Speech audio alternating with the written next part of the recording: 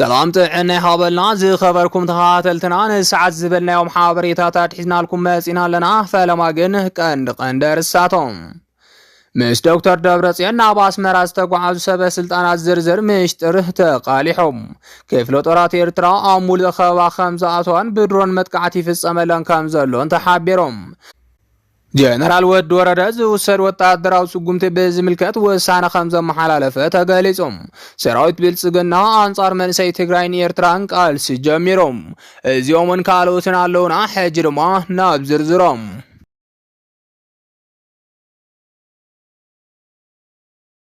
مش دكتور دبرصيان نواس مراز تقعد سبه سلطانات زرزر مشتره تقاليحهم كافل فلاتنا استرخب حابريتا خمز حبرو امونغو حوحات شعبيان تقبر زل ركب تግራይ ሃገር ንኽትከውን መሰረት ከም ዝኾነ ተገሊጾም ብጌታቸው ረዳ ዝምራሕ ዝነበረ ግዚያዊ ምሕዳር ትግራይ ንኽልተ ዓመታት ስልጣን ተቋፂሩን ተጸንሐቋም ካብተን ዝተዋሃበኦ ገዛዕዮታት ዋላ ሓንቲ እውን ተግባራዊ ከም ዘይገበረ ዝፍለጥ እዮም ጌታቸው ረዳ ዝተዋሃበኦ ገዛዕዮ ኣብ ትሕቲ ወረርቲ ዝርከብ ግዛት ትግራይ ምምላስ ተመዛበልቲ ምምላስን ሰላም ዘዓሰላ ትግራይ ምፍጣርን ከም ዝነበረ ዝፍለጥ እንትኸውን ጌታቸው ረዳ ግን ካብተን ዝተዋሃበኦ ሓላፍነታት ሓንቲ እውን ከም ዘይፈጸመ ይፍለጥ ጌታቸው ረዳ ዝምራሕ ግዚያዊ ምሕዳር ትግራይ ኣብ ትግራይ ናይ ሚድያ ነጻነት ንኽህሉ እምነ ኩርናዕ ምቕማጡ ካብተን ምምሕዳር ጌታቸው ረዳ ዝምስገነለን ተግባራት ሓንቲ ከም ዝኾነት ምሁራት ይገልጹም ጌታቸው ረዳ በጉጅለ ዶክተር ደብረጽዮን ተሸኒፎና ኣብ አዲስ አበባ ምህዳም ሲዒቦም በሰራዊት ትግራይ ዝሕገዝ ጉጅለ ዶክተር ደብረጽዮን ስልጣን ከም ዝተቋጸረ ዝፍለጥ እንትኸውን ሓድሽ ፕሬዝዳንት ግዚያዊ ምሕዳር ትግራይ ኮይኑ ዝተሸመ ጀነራል ወድ ወረደውን ናይ ጉጅለ ዶክተር ደብረጽዮን ደጋፊ ከም ዝኾነ ፍልፍላት ይሕብሮም ትግራይ ጀነራል ወድ ወረደ ይምራሕያ ጌታቸው ረዳ እትዋና ቁም ነገር እቲ ትግራይ ንኽመርሕ ሓላፍነት ዝተዋሃበ ሓላፊ ዝተዋሃበ ገዛዕዮ በአግባቡ ብምስራሕ ቶታት ህዝብ ትግራይ የምልስ ዶ አይምልስን ዝብል እትዋና ጉዳይ ከም ዝኾነ ምሁራት ይገልጾም ስለዚህ ድማ ጀነራል ወድ ወረደ ጌታቸው ረዳ ከሳኽዖ ዘይከኣለ ገዛዕዮ ማለት እውን ዝተወረረ ግዛት ትግራይ ምምላስ ተመዛባላይ ናመረበቱ ምምላስን ሰላማዊትን ዝተረጋጋዕትን ትግራይ ምፍጣርን ኣብታ ዝተዋሃበቶ ናይ ሓደ ዓመት ናይ ግዜ ገደብ ተግባራውን ተገይሩም ኩሉ ህዝቢ ትግራይ ኣብ ጎኑ ከም ዝስለፍን ኣብ ማሕደራት ትግራይ እውን ጀግና ተባሂሉ ከም ዝምዝገብን ምሁራት ገሊጾም ሕጂ ዝተረኸበ ሓበሬታ ከም ዝገልጾም ብዶክተር ደብረጽዮን ዝምራሕ ጉጅለ ናብ ኣስመራ ከም ዘምርሕ ድማ ተሓቢሮም እቲ ብምስጢር ዝተለቐቐ ሓበሬታ ሓቂ እንተኾይኑ ብዶክተር ደብረጽዮን ዝምራሕ ጉጅለ ናብ ኣስመራ ዘምርሐ ወሰንቲ ዝበሃሉ ስምምዓት ንምፍራም ከም ዝኾነ ተገሊጾም እቲ ተጓዒዙ ዝበሃል ዘሎ ጉጅለ ካብ ላዕለዎት መራሕቲ ሕወሓትን ላዕለዎት መራሕቲ ሰራዊት ትግራይን ዝተውጻጸ ጉጅለ ከም ዝኾነ ተፈሊጦም نركب شعبيان حوحاتن بقوب عينو زملكت زلو أبي أحمدن بلصقنا أرومنا أبكبي تنكت كم زلو فلفلات يحبرهم صنفኛ ሓይልታት ኢትዮጵያ ትግራይ እምነት ጥራሕ ስለ ዝኾነት ካብ ኢትዮጵያ ተፈልያ ክትነብር ኣይትኽእልን እናበሉ ንወለደታት ክሰብኩን ተጻንሕኳም ትግራይ ግን እምነት ኣይኮነትስ ኩሉ ነብሳ ወርቅ ምዃና ብተግባር ከም ዘረጋገጸት ዝፍለጥ እዮም ሕጂ ዝተረኸበ ሓበሬታ ከም ዝሕብሮ ፌደራል መንግስቲ ኣብ ውሽጢ እዚ ዓመት ጥራሕ ልዕሊ 10 ቶን ወርቂ ካብ ትግራይ ከም ዝወሰደ ዝረኸብናዮ ሓበሬታ የረድም ስለዚ ድማ ኣብ ከቢድ ሕፅረት ወጻኢ ሸርፊ ዝርከብ ኣብይ ኣሕመድ ዝምራሕ ስርዓት ብልጽግናም ወርቂ ትግራይና ኣጽዋር መግዚ ይጥቀመሉ ከም ዘሎ ፍልፍላት 4 ኪሎ ይሕብሩም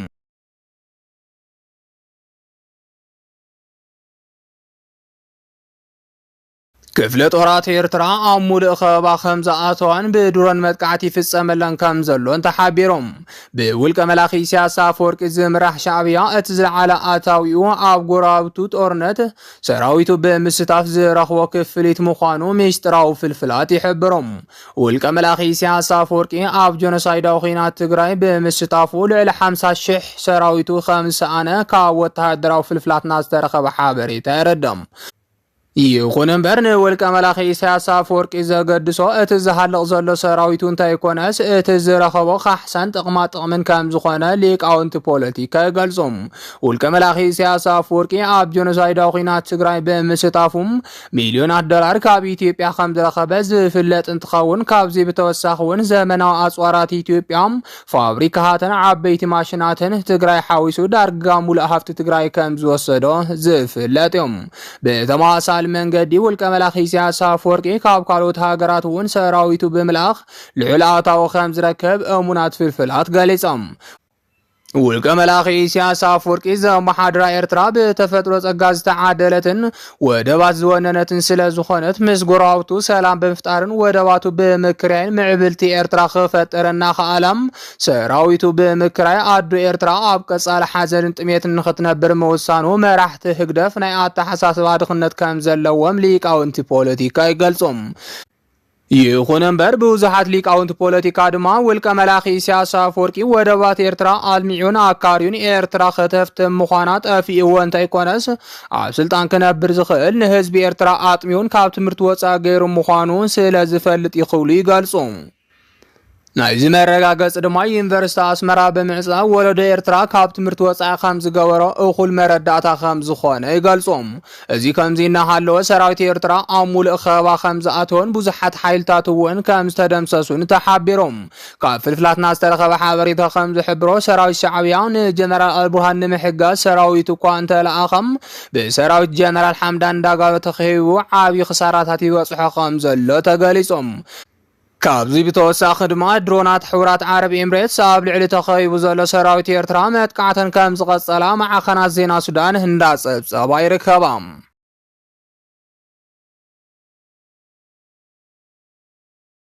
ጀነራል ወዲ ወረደ ዝውሰድ ወታደራዊ ስጉምቲ ብዝምልከት ውሳነ ከም ዘመሓላለፈ ተሓቢሮም።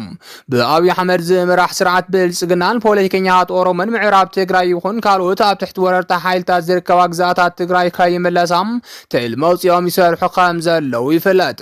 ምዕራብ ትግራይ ናብ ትግራይ ከይትምለስ ካብ ዝሰርሕዎም ዘለው ዓበይቲ ስራሕቲ ድማ ሚልዮናት ብምምዳብ ኣብ ምዕራብ ትግራይ ብዓሰርታት ኣሽሓት ዝቁፀሩ ጽንፈኛ ሓይልታት ኣምሓራ ምስልጣንን ምዕጣቕን ከም ዝኾነ ካብ ወተሃደራዊ ፍልፍላትና ዝተረኸበ ሓበሬታ ይረድም። ናብዚዕቡ ድማ ዛጊድ ብዙሕ ዙር ብምስልጣን ናብ 130,000 ሰራዊት ከም ዘሰልጠኑ ተፈሊጡሎም።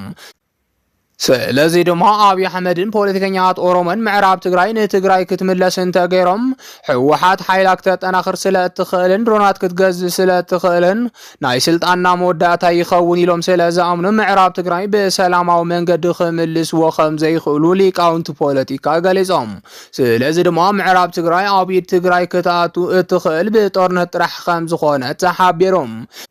ካብ ፍልፍላትና ዝተረኸበ ሓበሬታ ከም ዝገልጾ ሕወሓት ምዕራብ ትግራይ ብሓይሊ ክምለስ ከም ዘለዎ ከም ዝወሰነ ተፈሊጦም። ሕጂ ዝተረኸበ ሓበሬታ ከም ዝሕብሮ ድማ ጀነራል ወዲ ወረደ ዝውሰድ ወተሃደራዊ ስጉምቲ ብዝምልከት ውሳነ ከም ዘመሓላለፈ ተሓቢሮም። ጀነራል ወዲ ወረደ ንላዕለዎት መራሕቲ ትግራይ ኣኪቦ ኣብ ዘመሓላለፉ መልእኽቲም ቅድም ክብል ዝተፈጸመ ናይ ሓይሊ ስጉምቲ ትኽክል ከም ዘይነበረ ብምግላጽ ድሕሪ ሕጂ ተመሃሳሊ ናይ ሓይሊ ስጉምቲ ከይውሰድ መምርሒ ከም ዝሃበ ተፈሊጦም። ጀነራል ወዲ ወረደ ነዚ ዝገለጸ ጉዳይ ደቡብ ትግራይ ኣመልኪቱ ኣብ ዝሃቦ ሓሳብ ከም ዝኾነ ንምፍላጥ ተኻኢሎም። ስለዚ ድማ እቲ ኣብ ደቡብ ትግራይ ዘሎ ቅሬታ ብሰላማዊ መንገዲ ክእለ ከም ዘለዎን ድሕሪ ሕጂ ዝኾነ ይኹን ናይ ሓይሊ ስጉምቲ ክውሰድ ከም ዘይብሉን ከም ዝገለጸ ተሓቢሮም። ይኹን እምበር ጉዳይ ምዕራብ ትግራይ ግን ኣብቲ ዘተ ዋላ ዝተባሃለ ነገር እንተዘይሃለወም ሕወሓት ዘመሓላለፈቶ ውሳነ ተግባራዊ ከም ዝኸውን ተገሊጾም። ስለዚ ድማ ሰራዊት ትግራይ ሕጂ እውን ዘይተርፍ ገዛዕዮ ከም ዘለዎ ዝረኸብናዮ ሓበሬታ የረድም።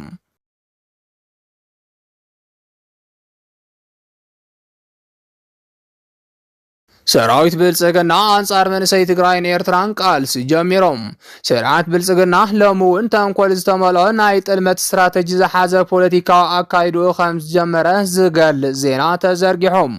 ምስ ትግራይ ብዝለዓለ ኣብ ቅድሚ ዓለም ለኸ ማሕበረሰብ ዝፈረሞ ቀያዲ ዝበሃል ውዕሊ ሰላም ፕሪቶሪያ ዘለዎ አብይ አሕመድ ሎሚ ኣብ ቅድሚ ዓለም ናይቲ ውዕሊ ተሓላቒ ኣብ ውሽጢ ሃገር ድማ ናይቲ ውዕሊ መፍረሲ ኮይኑ ክርአ ጀሚሩሎም። ምክንያቱ ድማ ሎምውን ትግራይ ኣየንበርኮኽኩን ኢሉ ስለ ዝኣመንን መናሃርያ ኩሎም ጸላእቲ ሓይልታት ማእኸል ፖለቲካዊ ስሕበትን ክትከውን እያ ካብ ዝብል ስጋእ ዝተለዓለ ከም ዝኾነ ድማ ይንገረሎም። ብመሰረት እዚ ድማ ተጋሩ ምጥቃዕን እቲ ውዕሊ ምፍራስን ዋና ስርሒ ኢሉ ዝጀመረ አብይ አሕመድ ኣብ ልዕሊ ትግራይ ወሳኒ ዝበሃል መጥቃዕቲ ጀሚሩሎም። እዚ መጥቃዕቲ ድማ ብዋናነት ኣብ ልዕሊ ሰራዊት ትግራይ ዝገበሮ ምዃኑ እንዳተገለጸ ይርከብ። كم زفلت حايلتات مكلخال تግራይ بمسواتو زمصዎ ስምምዕነት ፕሪቶሪያ ከምጸልዎምን ብዋናነት ተደራደርትን ተጠቀምትን ትውዕል ምዃኖም ይንገረሎም እቶም ሽሞም ክጽዋዕ በኸቢድ ዘርዕዶ አብይ አሕመድ ድማ ተቀዳዲሙ ነዞም አባላት ሰራዊት ትግራይ በትውዕል መሰረት ዕጥቆም ከርግፎም ይተራዩም እዚ ዋላ ኳ ካብ ብዙሓት ተጋሩ ተቃውሞ ዝገጠመ ስጉምቲ አብይ እንተኾነም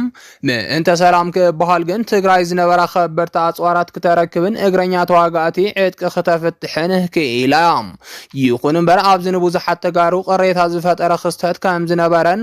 እቲ ክስተት ድማ አባላት ሰራዊት ትግራይ ዓሸራ ክህቡን ዝብል እዩ